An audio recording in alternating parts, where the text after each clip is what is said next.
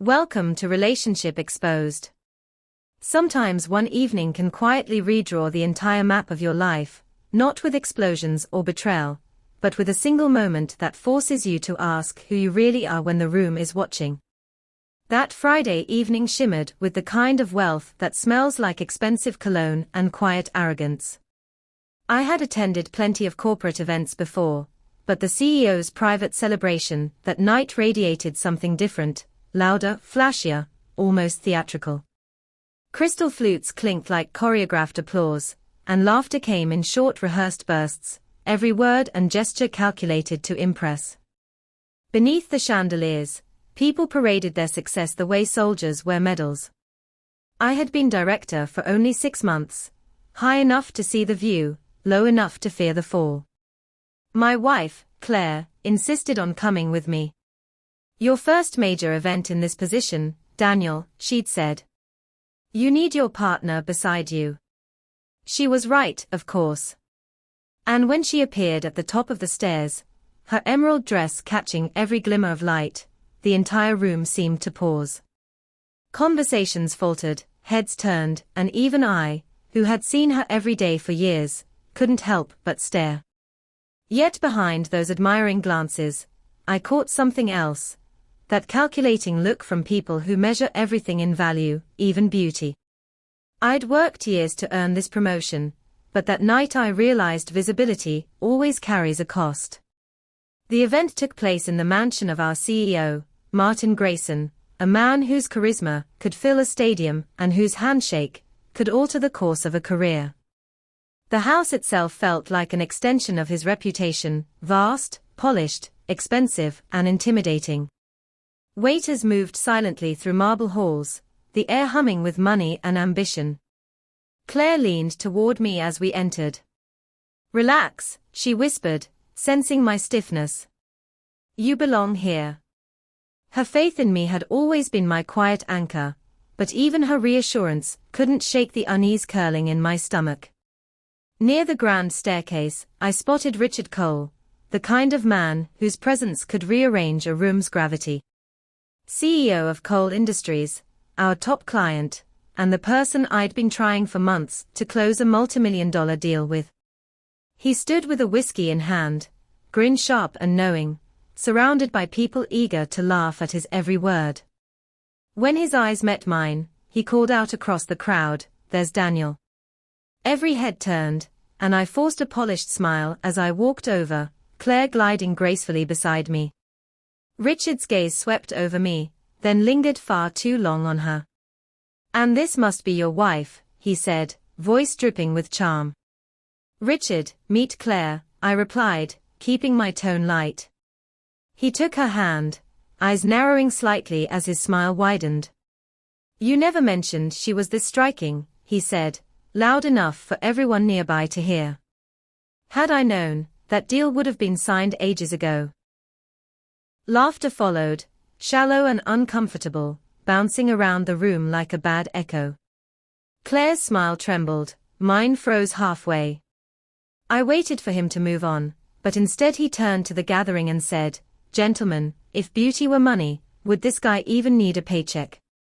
The room fell silent. For a second, even the music seemed to stop. Then the uneasy laughter returned, a nervous sound people made to prove they were still part of the crowd. Claire's eyes met mine, hurt, disbelief, and anger flashing in one glance. My face burned, but I forced a tight smile. "That's enough flattery, Richard," I said through clenched teeth. "Claire's not part of the contract." He chuckled, sipping his drink. "Oh, Daniel, isn't she though? Every great man has his muse. Some just leave a stronger mark." At that moment, Martin appeared, his diplomatic smile polished to perfection. "Let's keep it cordial, Richard," he said in that careful tone of leaders who've seen worse, but prefer to pretend they haven't. "We're here to toast alliances, not test them." Richard simply raised his glass and said, "Two alliances," before turning back to the crowd. The tension dissolved as if it had never happened, the music swelled again, and laughter filled the air, but something inside me cracked small and silent, like glass under pressure. I gripped my drink until the stem trembled. Claire stood beside me, still as a statue, eyes on the floor. When she finally looked up, her voice was barely a whisper. "Let's leave." And I wanted to, every cell in me wanted to walk out, to shield her, to abandon the room and never look back. But I also knew what walking out would cost: months of work, the respect I'd struggled to earn, and a deal that could cement my future. So I stayed. I told myself it was professionalism. In truth, it was fear, the kind that hides behind ambition. The rest of the night passed like a blur. I nodded through conversations I didn't hear, smiled at jokes that cut too close, my mind spinning while my body performed the rituals of success. When we finally left, the silence between us filled the car like thick fog. The city lights flashed across Claire's reflection as she stared out the window, refusing to look at me. "I'm sorry," I said quietly. "I should have shut him down sooner." Her answer was soft, but it hit harder than any shout. "You should have." She didn't need to say more. Her voice carried disappointment, not rage, the kind of quiet hurt that lingers longer than anger ever could. That night, lying awake beside her, I stared into the darkness and replayed the scene until every word and every laugh echoed in my skull. Success, I realized, isn't about who applauds you when you win, it's about who still respects you when the applause stops. And for the first time in years, I wasn't sure I respected myself. Monday arrived heavy and grey. The office buzzed with whispers that stopped when I entered a room. No one mentioned the party outright, but the tension was obvious in every forced smile. During the morning meeting, Martin gestured for me to sit beside him. "Daniel," he said evenly, "Richard Cole called this morning. He's ready to close the deal." My heart sank. "After Friday?" I asked. "Apparently he feels bad about how things went. Wants a private meeting to clear the air." I wanted to refuse, to walk away, but declining would make me look emotional, weak, and in business, weakness is blood in the water. So I nodded. "I'll take the meeting." That evening, Claire was in the kitchen, slicing vegetables with slow, deliberate movements, each sound of the knife sharp in the silence. "Richard called," I said. "He wants to meet, finalize the deal." She laughed, a short bitter sound. "Of course he does." Then she turned, eyes full of disbelief. "You know what he said, what he did, and you're still willing to sit across from him." "It's not that simple," I said quietly. "If I walk away, I lose everything I've built." She shook her head, voice trembling but steady. "Then maybe it's not worth keeping." That night she slept in the guest room, and the distance between our doors felt like a canyon. I told myself I was doing the right thing, protecting my career, but deep down I knew it was just another excuse. I had already traded a piece of my integrity for the illusion of success, and each day the trade felt heavier. Still, I convinced myself that the meeting with Richard was just business, one last compromise to save everything. I didn't realize that sometimes the meeting meant to protect your future is the one that defines who you really are. The day of the meeting came faster than I expected. I told myself it was just another business appointment, but the weight in my chest said otherwise. Richard had chosen an upscale lounge downtown, the kind of place where deals are made behind low lighting and expensive silence. When I walked in, he was already there, lounging like a man who owned the air around him, a glass of whiskey resting in his hand. "Daniel," he greeted with that familiar grin, "good to see you. No hard feelings about the other night, I hope. Just a bit of fun." His voice dripped with casual arrogance, as if humiliation were a party trick he was proud of. I sat across from him, jaw tight. "You humiliated my wife in front of half the company," I said, my tone steady but sharp. He waved a dismissive hand. You're too serious, my friend. People these days can't take a joke. The same line, the same smirk, the same careless ease. Something inside me fractured, not loudly, but completely, like glass breaking underwater. I stood up slowly. I think we're done here, I said. His eyebrows lifted. Excuse me. The deal, I said. Take it elsewhere. I'm not working with you. For a second, he looked genuinely confused, as if no one had ever told him no before. Then his grin returned, smaller this time, but poisonous. You're making a mistake. I nodded. Maybe. But it's mine to make. And I turned and walked out, no handshake, no goodbyes, no $1 million contract, just the sound of my footsteps echoing through the quiet hallway. Outside, the city air hit me like a baptism. Cold, bracing, real. For the first time in months, I felt something that resembled peace. I drove home without music, my thoughts loud enough. When I walked into the living room, Claire was sitting on the couch with a book in her lap, though she wasn't reading. She looked up as I entered, wary, her expression cautious, as if she wasn't sure which version of me had come home, the one who stayed silent, or the one who finally acted. I turned down the deal, I said simply. Her eyes widened, surprise flickering across her face. You did. I couldn't do it, I admitted. Not after what he said to you. I thought I was protecting my career, but really I was just protecting my pride. She was quiet for a long moment, then stood and walked toward me. Her face softened. You should have stopped him then, she said softly, but you did now. Those words, gentle, forgiving, felt like oxygen. The space between us, once filled with silence and blame, suddenly felt alive again. For a long while we just stood there, saying nothing, but everything important was understood. The consequences came quickly. Martin wasn't thrilled. He called me into his office the next morning, his tone clipped but calm. You turned down the coal contract, he said. That's a big number to walk away from. I nodded. It was the right thing to do. He studied me for a long time, then sighed. You're lucky, I respect honesty. But don't expect any favors. The fast track to promotion quietly vanished that day. Yet oddly, I didn't feel regret. Something inside me had shifted. News of the incident spread faster than any memo, but not in the way I feared.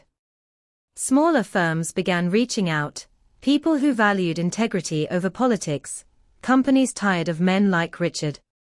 They wanted to work with someone who'd stood his ground. In business, a story like that travels faster than gossip. Months later, Claire and I attended a different kind of gathering, not a gala, not a show of status, but a small dinner with real friends, laughter that wasn't rehearsed, smiles that didn't need approval. I caught her across the room talking with an older couple, her eyes bright, her laughter unguarded. When she looked at me, she smiled, truly smiled, for the first time in what felt like forever. And in that simple moment, I understood something success had always hidden from me. Dignity doesn't come with fanfare, awards, or contracts. It arrives quietly, in the gaze of someone who still respects you when everything else is gone. For years, I'd chased the illusion that success meant power, wealth, applause. But standing there, watching Claire smile, I finally knew the truth. Success isn't about what you win, it's about what you refuse to lose. Sometimes it's the moment you walk away, not the moment you arrive, that defines who you are. And that night, when I chose self-respect over approval, was the night I stopped being a man chasing titles, and became a man worthy of his own reflection. Months passed, and life began to settle into something quieter, something real. The chaos that once surrounded my days, the endless calls, meetings, deadlines, slowly gave way to a different kind of rhythm. I wasn't chasing applause anymore. I was learning to live with silence, to listen to the spaces between noise. It was strange at first, almost unsettling, how still everything felt when you stopped running. But slowly, that stillness became a kind of peace. The company moved on without me at the center of it. Richard Cole's empire, for all its arrogance, began to crumble not long after. Rumors of shady deals and internal investigations spread, and within a year, his name went from being spoken with admiration to whispered with disdain. People who once idolized him now avoided association. It wasn't revenge that made me feel satisfied, it was justice, quiet and poetic. I remember one morning, months later, receiving an email from a young intern who had witnessed that night at the gala. She wrote, "I saw how he spoke to your wife. I saw how you walked away. I just wanted you to know, that moment changed the way I see strength." That message hit me harder than any promotion ever could. It reminded me that courage, when seen by even one person, can ripple farther than we ever imagine. Claire and I rebuilt our lives piece by piece. We talked more, laughed more, and somewhere in those quiet evenings, we found our way back to the people we used to be before pride and ambition blurred our view. I learned to cook, badly at first, and she pretended to like it anyway. Sometimes we'd walk by the river near our home, the city lights reflecting in the water, and she'd squeeze my hand without saying a word. That small gesture said everything: forgiveness, gratitude, love. There were still hard days. There always are. But this time, the hard days didn't break us. They reminded us how far we'd come. One evening, as I sat on the porch with a cup of coffee, watching the sun dip below the skyline, I thought about all the versions of myself I'd been, the man desperate to prove himself, the one too afraid to speak, and finally, the one who learned that silence isn't always peace, and confrontation isn't always chaos. Sometimes, the bravest thing you can do is say no, to power, to temptation, to your own ego. I lost deals, status, and maybe a future that once glittered with false light, but I gained something rarer: clarity. The kind that makes you look in the mirror and not flinch. The kind that lets you sleep at night knowing you didn't trade your soul for convenience. As for Claire, she became my anchor again, the same woman who had always believed in the man I was meant to be, not the one I had become. Together we learned that love doesn't survive on grand gestures, it survives on the small, quiet choices that no one sees. The world eventually forgot the story, but I didn't. Every now and then, I still hear echoes of that night in my mind. The laughter, the humiliation, the moment my silence burned louder than his words. And then I remember the choice that followed, the one that changed everything. I used to think success was about climbing higher. Now I know it's about standing taller. So, if you ever find yourself in that same moment of choice, when pride tempts you to look away, and fear whispers that silence is safer, remember this: respect earned through courage lasts longer than applause earned through compliance. I learned it the hard way. But I wouldn't change a thing. Because that night, when I finally stood for what was right, I didn't just protect my wife's dignity. I reclaimed my own. Years later, I sometimes find myself standing in front of the mirror, the same one that once reflected a man chasing approval more than purpose. There are a few more lines on my face now, a few more gray strands in my hair, but behind those changes lives a calm I never had before. Life didn't turn into a fairy tale, bills still came, challenges still knocked, but I began meeting them with a different kind of strength, one built on truth instead of pretense. The world never stopped spinning, but I stopped spinning with it. Claire and I eventually moved out of the city, traded glass walls and deadlines for trees and quiet mornings. I set up my own small firm, nothing grand, just honest work done for people who valued respect over reputation. Sometimes, when I close a project, I still hear echoes of the old world, the applause, the networking chatter, the illusion of control. But then I remember the man I used to be, and I smile. That version of me needed the noise to feel alive. This one finds peace in silence. Claire often sits beside me on the porch, her head on my shoulder, the sky painted gold as the day ends. In those moments, I understand what all my years of ambition could never teach me, that success means nothing if it costs you your self-worth. Every person faces a moment when life asks a quiet question. What do you stand for when no one is watching? That night years ago, I finally answered mine. I lost money, influence, and comfort, but I gained back my reflection, my love, my peace. And that's the trade I would make again every single time. Because in the end, dignity is the only currency that never loses its value. If you've ever been humiliated, overlooked, or silenced, remember this: strength isn't loud. It doesn't shout, it doesn't perform, it simply stands. And when you stand for what's right, even if the world turns its back on you, life finds a way to reward you quietly. Sometimes not with applause, but with peace. And that peace, my friend, is worth everything.